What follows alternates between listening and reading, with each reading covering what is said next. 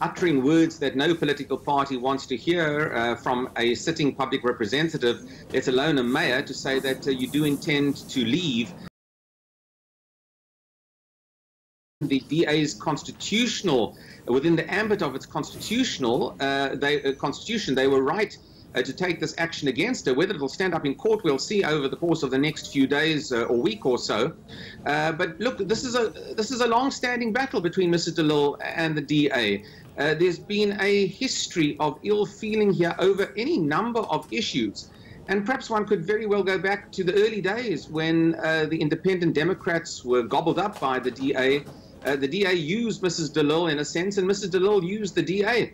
Expediency often doesn't stand the test of time in politics, I'm afraid.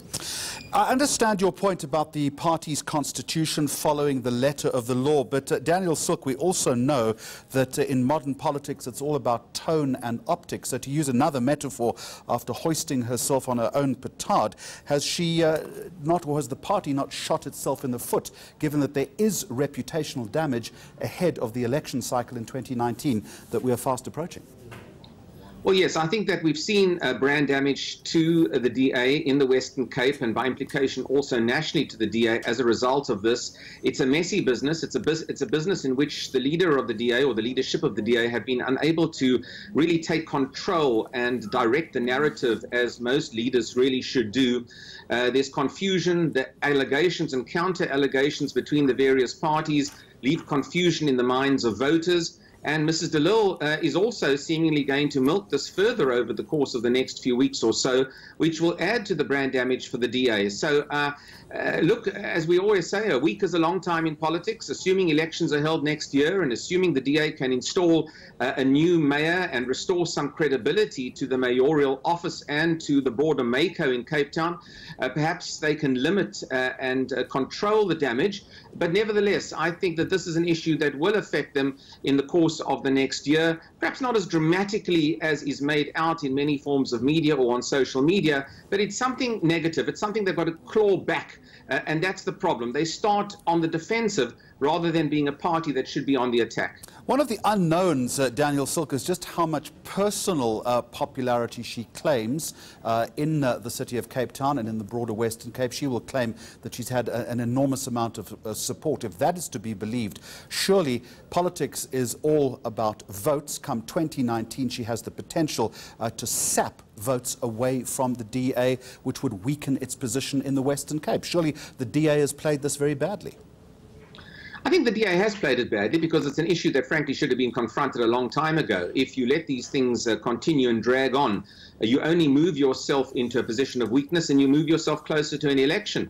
And you're quite right, personality politics is important. She was a front of house figure for the DA, used extensively not only within the Western Cape but in national PR campaigns for the party.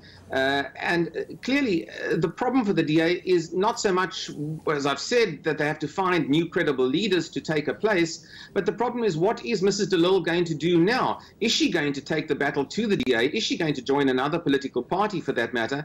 And is she really going to dig her heels in to the DA going forward? And I think if she decides to do that, that could be more unsettling for the DA. If she perhaps disappears out of the political scene, I would argue the DA will live to fight another day and will probably retain control here in the Western Cape. But she can damage the party if she becomes active against the party. So with immediate effect then, Daniel Silke, what does the party need to do to try and rebuild its tattered and tarnished reputation?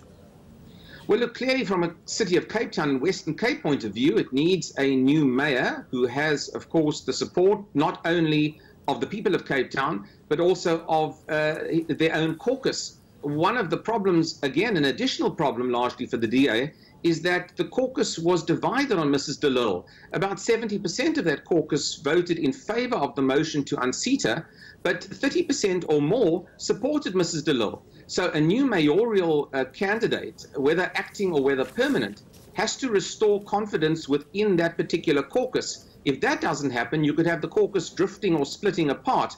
And I think that's the very immediate challenge going forward for the DA in Cape Town, at least. And inevitable that opposition parties in the Western Cape and also in the Metro itself are going to be all over this issue like lions on a carcass. Look, it's manna from heaven for all the opposition parties. The ANC have been waiting for a chink in the armor of the DA in the Western Cape. This is the star province, of course, the star city for the DA. That's really why it's symbolically so important. Look, politicians come and go everywhere. We see what's happening with the ANC in the Northwest. But I think the aura of Cape Town, the PR buzz about Cape Town, the excitement about Cape Town as a flagship city for the DA, that's really what's in question here. And the DA have largely hung a lot of its national marketing on the success of the city of Cape Town. It better get Cape Town right, otherwise it can be affected nationally as well. All right.